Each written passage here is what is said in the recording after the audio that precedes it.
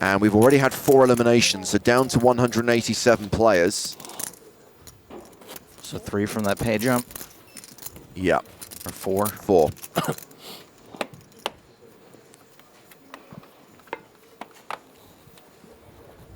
And Iverson's going to be first to act on this hand. He is the table chip leader with more than 100 bigs. He's going to fold this one. Kevin Ferrer, Queen Jack of Diamonds. I think we probably see this just as an open. Ferrer currently 3rd in chips with 51 big blinds at our feature table. Open indeed. Pollock is folded. And it's round to Glovny now on the button. Ace Queen.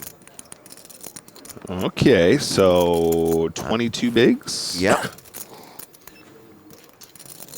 Do we just shove this one, James? I mean, I do because I hate playing post-flop, but I'm not saying that's necessarily the best thing to do. Yeah, I default to Glovny's wisdom here. Just decides to flat. Porrig O'Neill in the small blind. Has 9s. Okay. And he announces all in, shoves for 25 big blinds. Fold from Picchieri. I imagine Ferrer will pass, but Glovny might take the spot. Count, please. Oh. He's not going.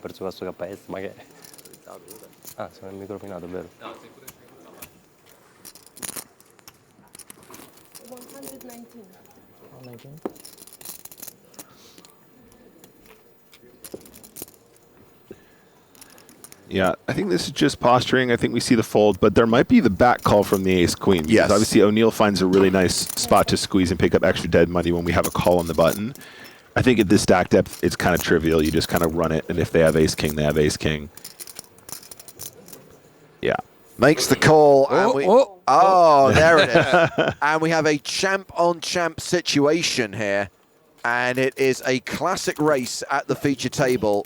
Glovny's ace-queen against Porrig O'Neill's 9s. Now, Glovny's the player at risk, but it's a virtual all-in for O'Neill. He'll be left with 9K. He'll be left with 1 and a bit big blinds if he loses this race.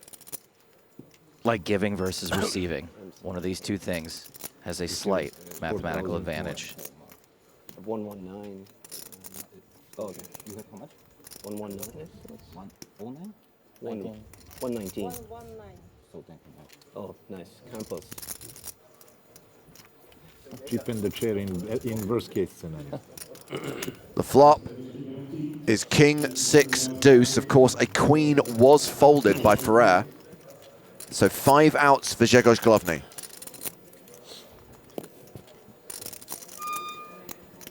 Embrace the squeak. Embrace the squeak. Turn card is the 8 of spades. Still an ace or a queen on the river required for the former Prague champion to survive. Looking good for the reigning champ. And 9's hold. Glovny's eliminated. He looked like he knew it. Yeah, let's make sure, but Yeah. That's a bummer. that's the case. And Gabyon Kim straight into the action, raising from the cutoff with ace-jack of clubs. Ace-5 suited for Pierre Calamusa.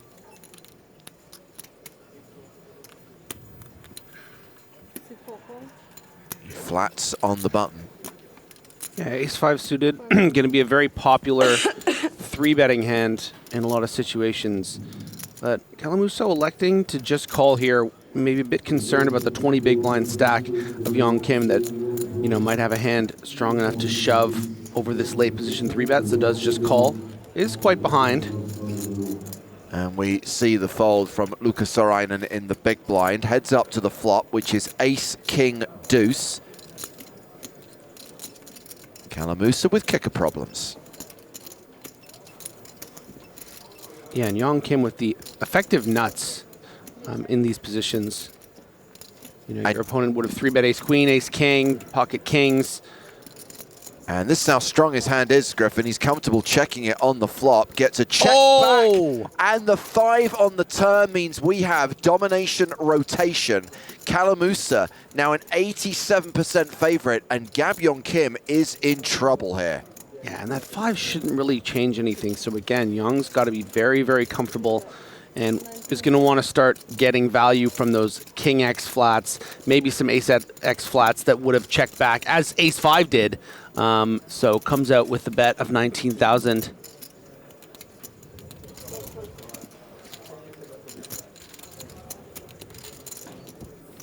$19K flattered by Calamusa, a blank on the river, and Gabyon Kim has 94K behind. There's 77K in the pot. Yeah, and I would expect to see a significant wager here from Young Kim. He is going to be sick when he faces an all-in. Should only really be losing to, pocket 5s, Ace 5, Ace 6 suited. Not that many hands.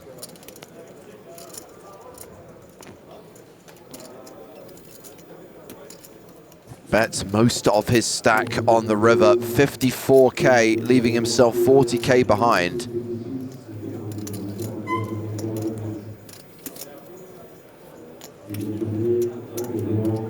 And yeah, I have only four more. Yeah, this is Calamusa raising enough to put Gabyon Kim all in. And our French commentator, Benny, pointing out that this is revenge from 4 years ago. Back in 2019, Gabyon Kim busted Pierre Calamusa. 8-7 suited, cracked Calamusa's aces. Wow.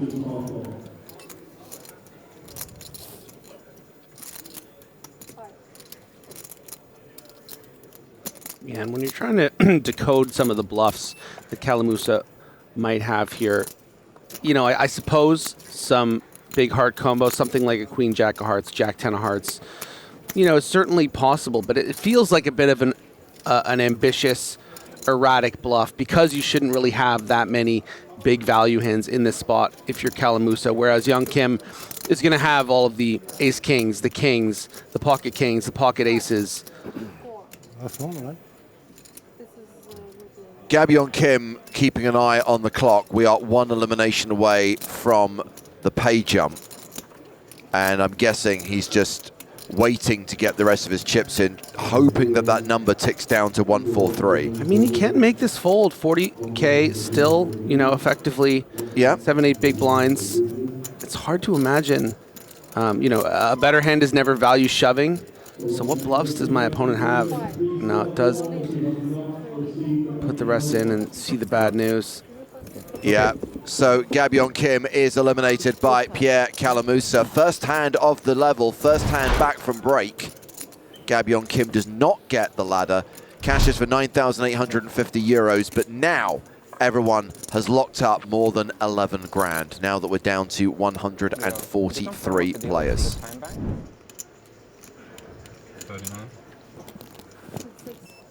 Not as lovely as pocket king. Yeah, we have got a cooler alert here. Calamusa with kings, Sorainen with aces. So Calamusa's opened to 12,000. Sorainen's made it 39,000. Looks like it's going to be folded back around to Calamusa.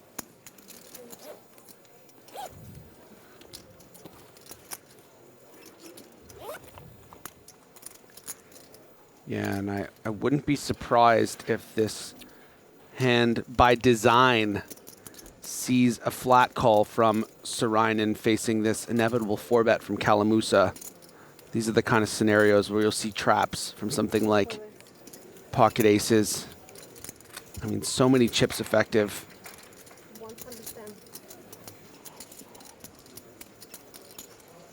Or is Sorainen going to think to himself, I think he has it here. So Sorainen is the effective stack here, and he has, what, 70 plus bigs behind? Yeah, which pocket kings, of course, rightfully so, are definitely going to get in. But there's only really 2, maybe 2.5 hands that will actually play for stacks here, and that's why I anticipate a flat from Sorainen. So many more bluffs. in Calamusa's range than hands he's going to be prepared to put in 450,000, 3,000, 6,000, you know? Yeah. Kings, sort of begrudging queens. Ace-king doesn't even always going to play it for stacks here. So just going to keep the bluffs in, and then, you know, you're going to stack kings Like 365. almost always.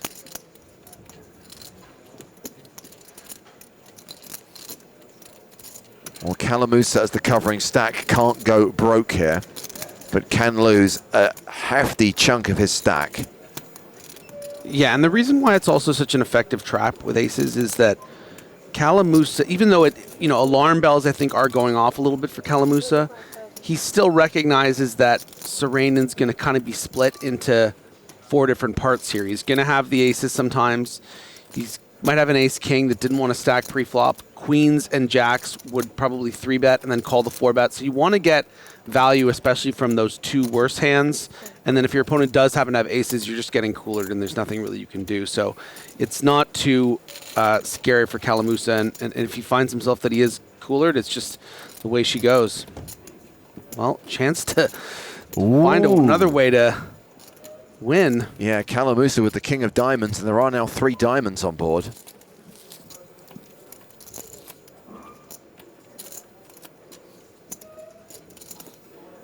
Now, if you were up against, say, pocket queens or pocket jacks that had a diamond, you would want to be betting again.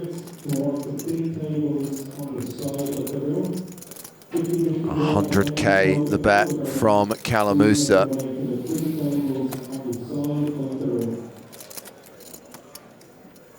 One-third pot on the turn.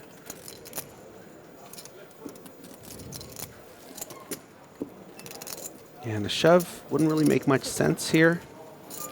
If you did have something like jacks or queens, you would just be calling again. So that's what Saranen's going to do. And Oh, he just wow. Calamusa goes perfect to hit the flush. And Saran about to have aces cracked.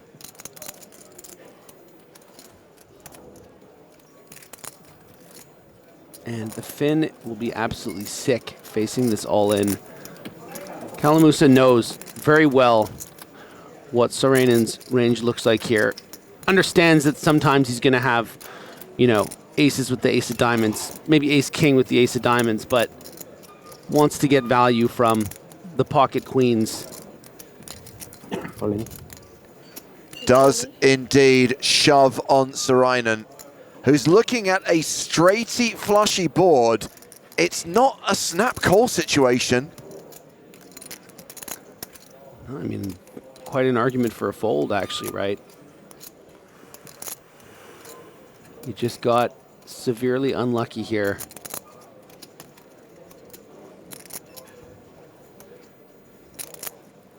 Oh, don't worry. There are plenty of people watching on YouTube telling him that he's played aces really badly here. Hey, if he played aces the way you guys wanted him to play them, he would have busted. So think about that for a second. He had him dead to rights all the way. It's not like he shoved the aces on the turn the kings were going to fold, guys. Come on. Think. Think critically. Engage your brain. Yeah. He played this perfectly, and he's going to get away with 35, 36 big blinds. So. Doesn't like it, but is able to lay it down. We have to wait half hour. We have to wait half hour. 40 minutes. 40. And just like that, Pierre Well, Calamusa 40 minutes, yeah. is table chip leader. 941K, more than 150 big blinds. Oh, yeah. Actually, you know what? We got a hand here. Ace-5 of hearts for Leo Margetts. We'll get back to that. Calamusa with another quite playable suited Broadway.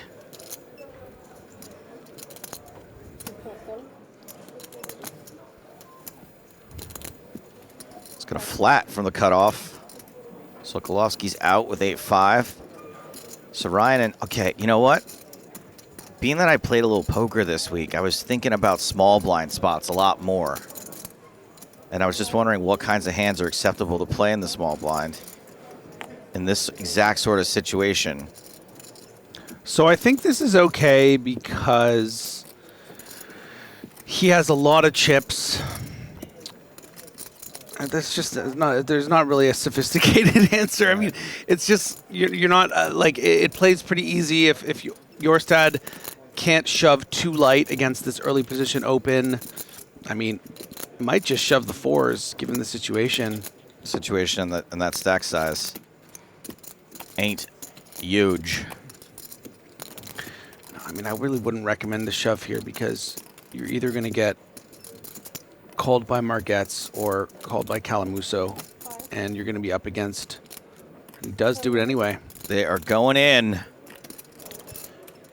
Maybe you get called by all three players, hit your four, and then your chip leader. The dead money is the nice thing. So infrequently are you going to hit a set. You're going to expect to get called by one of the two players between Margetts and Calamusa, but you're going to be flipping often. And this is what he's hoping for, and he's going to get exactly what he wanted.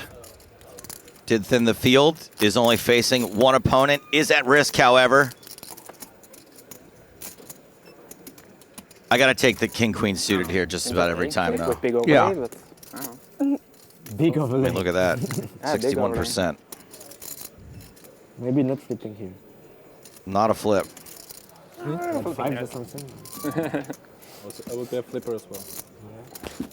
I loved Yes, I'm Espen not Jorstad in How to Win a Date with Tad Hamilton. Queen immediately in the front door. But let's see what we got for him in the back door. Ooh, 1 of 4 remaining. But perhaps. Oh my goodness, there it is. Well, no need for the river, you can. Slowly, for a sweat. It's a 3. One out. All right, how much is it? Double up. You know, it's weird because that one outer hit on the turn and Jorstad almost looks like PokerStars. 90? So we've got Pascal Voss, who's pretty short here, sub 20 bigs. Might decide this is a good spot for a squeeze with King Jack suited. Yeah, he does. Now we got Margetts with ace queen. He wants a count. It's going to work this time, buddy boy. Yeah, this is going to be pretty Gruesome. dark for Marquez if he decides to shove. I think he wouldn't, though. I think if he does decide to call, he would just call it 228. You would hate to get back shoved by a hand like Jack's that you'd be flipping against, but you don't want to risk a million chips in this spot. I mean, this is going to be a pretty strong flat from Rudolph. Feels too tight to fold, but man, there's an argument for it. Look at how wide Voss is shoving. You just hate leaving chips on the table here. If you think he's shoving the ace-jack here, difficult to fold the ace-queen. There's the call. It does just call. I don't see a fold ace queen. You're right, Griffin. So what does Rudolph do now? And if he were to reshove, what would Margetts do? Margetts would fold, I think, for a million, yeah, at 612. Hate the fact that he put in 18 big blinds, but yeah, this is always going to be, you know, Jack's ace-king plus back shoving in this situation. Oh, I audibly heard Margetts throw up in his mouth. Fold the ace-queen, and Rudolph in a great spot here, but did get unlucky in that last hand against Kuznetsov. If Voss can spike a king or clubs or some straight combos, he's going to double up. And Voss is going to take this spot every time. 30% with a chance to triple up. Pretty nice. No pocket. Good then. Really a good hand if an ace flops. No kings, no clubs folded, as far as we can tell. No gods, no kings. Skadoosh. 8-5 deuce. Rudolph, 86% favorite. Voss drawing thin to survive. Needs a king on the turn or river.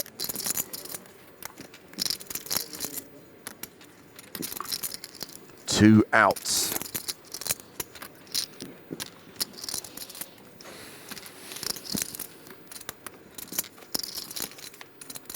Oh, spikes the king. What? Rudolph loses with jacks, loses with queens, drops down to 853k as Pascal Voss doubles up to nearly 700k.